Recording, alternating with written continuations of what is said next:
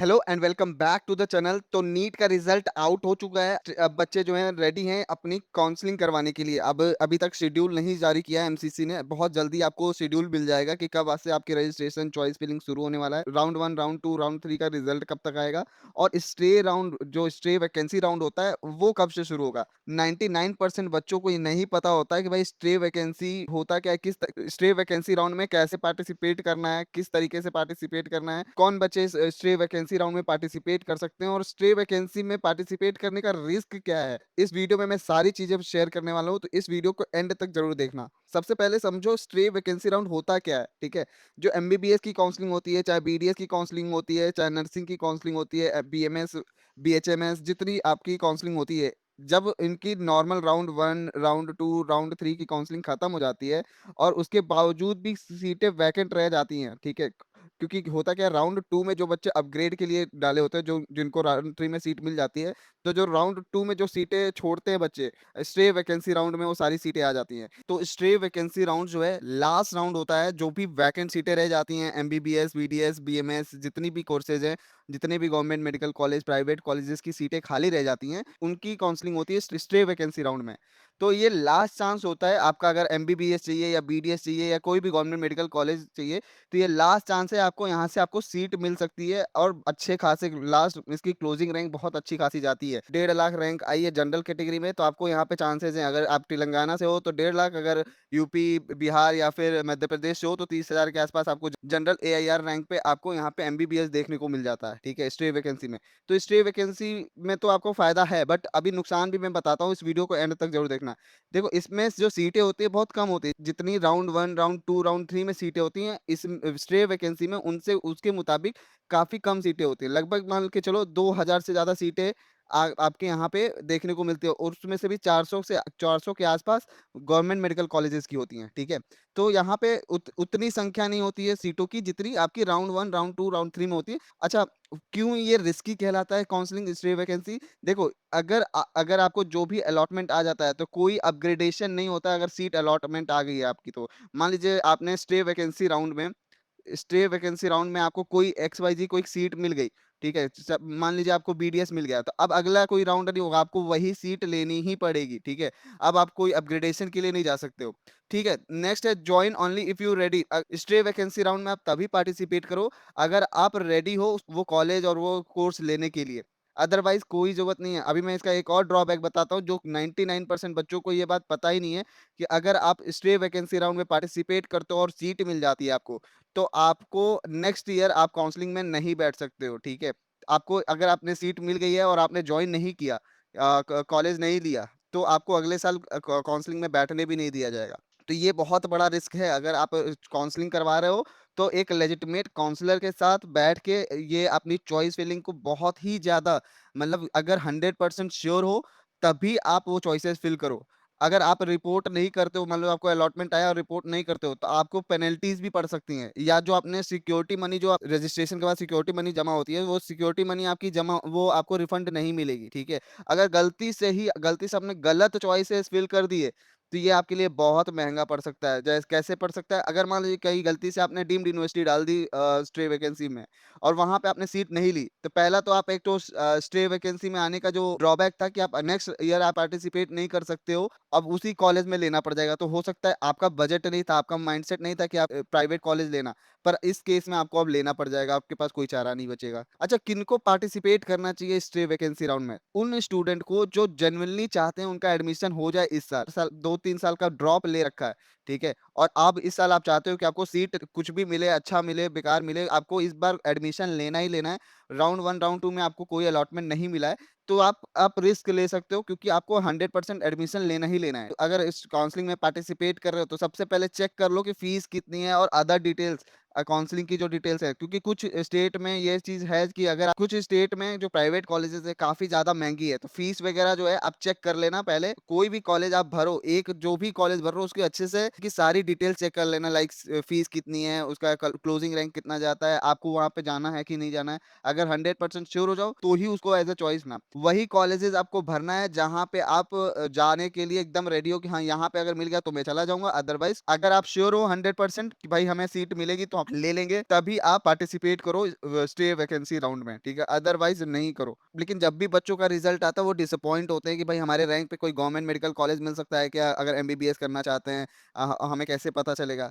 तो ये सारे जो डाउट होते हैं ना बच्चों के कि इस दौरान जब तक बच्चों का एडमिशन नहीं हो जाता, डाउट को कवर करने के लिए हम हर साल जो है expert medical counselling program run करते हैं और इस साल भी हम रन कर रहे हैं एक्सपर्ट मेडिकल काउंसलिंग प्रोग्राम 2026, जिसमें हम एमबीबीएस, बीडीएस, आयुष और गवर्नमेंट मेडिकल कॉलेजेस की काउंसलिंग करते हैं। ऑल इंडिया काउंसलिंग और स्टेट काउंसलिंग सारी काउंसलिंग हम कवर करते हैं। इसमें आप पहले तो आपकी प्रोफाइल की डिटेल एनालिसिस की जाती है कि आपकी रैंक क्या है, कैटेगरी क्या है, आपका डोमिसाइल क्या है, होम स्टेट क्या है और कौन-कौन से रिलैक्सेशन आपको मिल रहे हैं, ठीक है? उसके बाद आपकी एक डिटेल्ड कॉलेज रिपोर्ट बनती है कि क्या-क्या पॉसिबिलिटीज़ हैं आपको कॉलेज मिलने की, उस कॉलेज की फीस कितनी है, उस कॉलेज का प्लस एक्सपर्ट गाइडेंस मिलता है जब तक आपका एडमिशन नहीं हो जाता। कोई भी डाउट होता है आप 1 टू 1 सेशन से काउंसलर से बात कर सकते हो। हमेशा कनेक्टेड रहते हो, आप कभी भी चाहो तो मैसेज कर सकते हो व्हाट्सएप पे या कॉल कर सकते हो, ठीक है? मेडिकल काउंसलिंग में एक्सपर्ट होते हैं, वो आपकी चॉइस फिलिंग करते हैं। तो ये प्रोग्राम हम 2017 से रन कर रहे हैं और बहुत अच्छे खासे रिजल्ट रहे हैं। बच्चे के जो भी रैंक होता है, उनके रैंक के हिसाब से जो भी बेस्ट हो सकता है गवर्नमेंट मेडिकल कॉलेज वो दिलाया जाता है। बाकी अगर आप एक्सपर्ट काउंसलिंग प्रोग्राम में एनरोल करना चाहते हो तो सबसे पहले काउंसलर से बात करके आप एक्सपर्ट काउंसलिंग प्रोग्राम में एनरोल कर सकते हो। ये पेड काउंसलिंग है, मैं पहले ही बता दे रहा हूँ। ये पेड है क्योंकि ये पर्सनलाइज्ड काउंसलिंग सपोर्ट हम दे रहे हैं।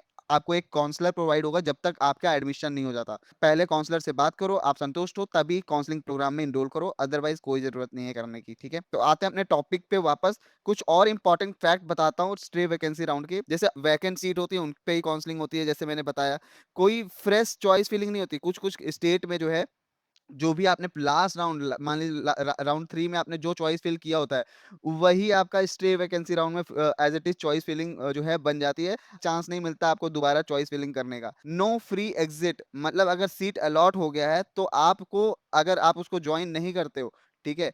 तो आपको पेनल्टी पड़ सकती है या फिर आपका जो सिक्योरिटी मनी है, वो आपको वापस नहीं मिलेगा, ठीक है? No upgradation stay vacancy round में आपको जो भी सीट मिल चुका है, आपको वो लेना ही पड़ेगा, कोई अपग्रेडेशन नहीं मिलेगा। डेडलाइन जो है 1 से 2 दिन के लिए ओपन होती है और 1 से 2 दिन के अंदर आपको चॉइस मतलब आपका रिजल्ट आ जाता है। तो उसी टाइम पे आपको डिसीजन लेना होता है कि आपको एडमिशन लेना है कि नहीं लेना है। फिर उसके बाद जो है डॉक्यूमेंट मस्ट बी रेडी। पिछले वाले वीडियो में मैंने कौन-कौन से डॉक्यूमेंट लगने वाले हैं, ये सारी चीज़ें मैंने ऑलरेडी बता रखी हैं। तो डॉक्यूमेंट सारे आपके पहले से रेडी होने चाहिए।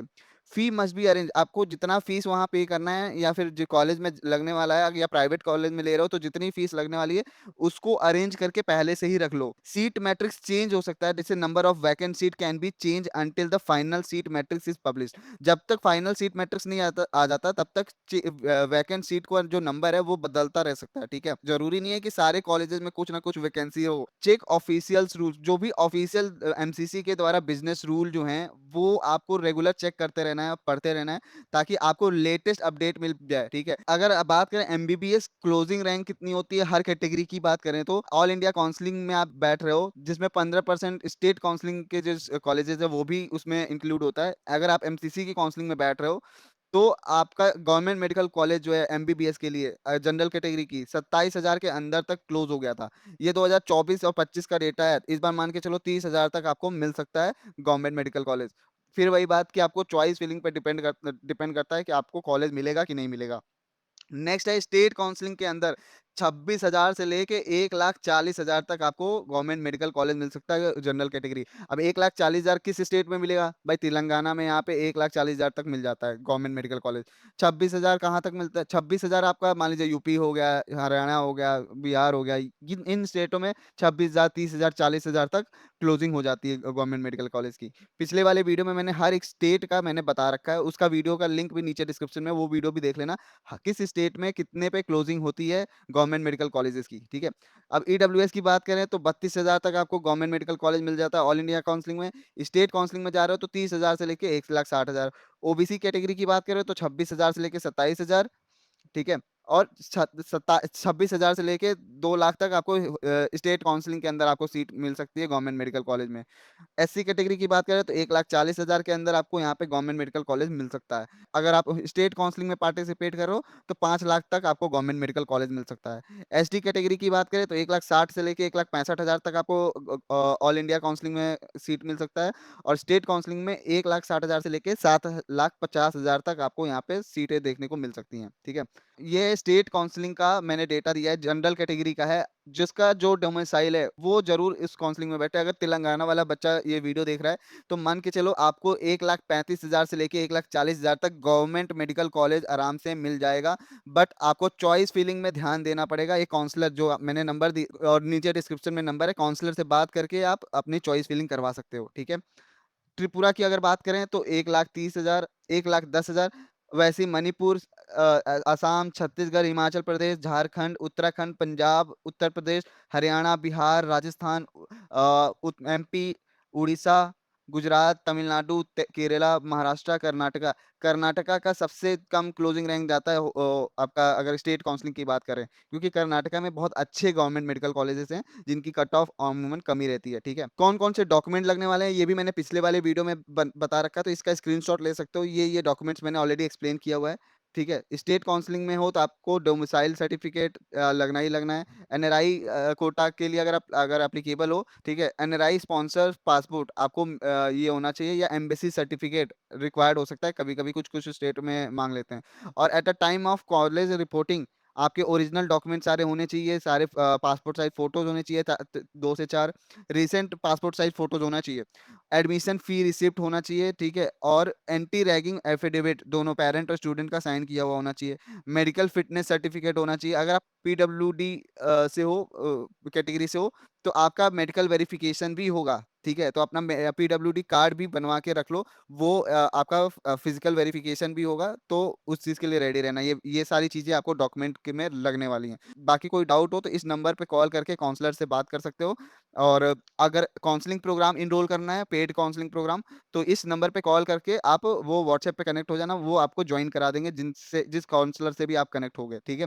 तो ये नंबर है, इस पे आप काउंसलर से बात करके अपनी काउंसलिंग करवा सकते हो। तो इस वीडियो में बस इतना ही। मिलते हैं आपसे अगले वीडियो में। अगर कोई भी डाउट हो तो कमेंट करके कमेंट सेक्शन में पूछ सकते हो। नेक्स्ट वीडियो में उस टॉपिक को कवर कर दूंगा।